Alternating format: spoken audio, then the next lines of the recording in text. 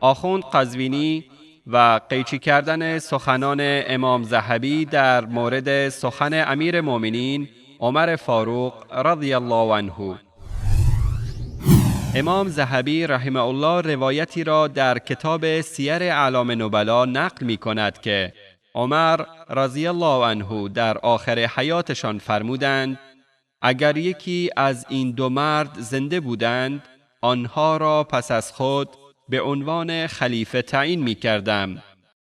و پس از نقل این روایت می فرماید در سند این روایت علی ابن جدعان وجود دارد که سست حدیث می باشد، یعنی روایت مشکل دارد. اما این آخوند حیله‌گر طبق عادت دیرینه خود سخنان امام ذهبی در مورد روایت را نقل نمی کند. با هم ببینیم. همچنین برای شما عرض کنم از احمد ابن حنبل ذهبی نقل میکنه قال عمر لو ادرکنی احد رجلین ثم جعلت هذا الامر الی لوثقت به. سالم مولا ابو حذیفه و ابو عبیده الجراح، اگر من این دو نفر در قید حیات بودن و خلیفه می کردم این دوتا مورد وثوق من بودن، سالم مولا ابو حذیفه و ابو عبیده جراح. سیر اعلام النبلای ذهبی جلد 1 صفحه 170، نشر مؤسسه الرساله بیروت.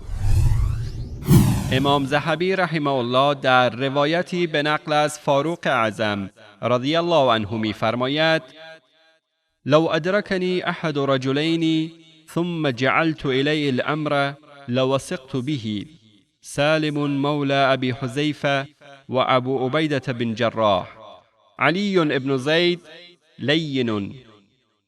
اگر یکی از این دو مرد را در میافتم و امر خلافت پس از خود را به وی واگذار می کردم به آنها اعتماد داشتم.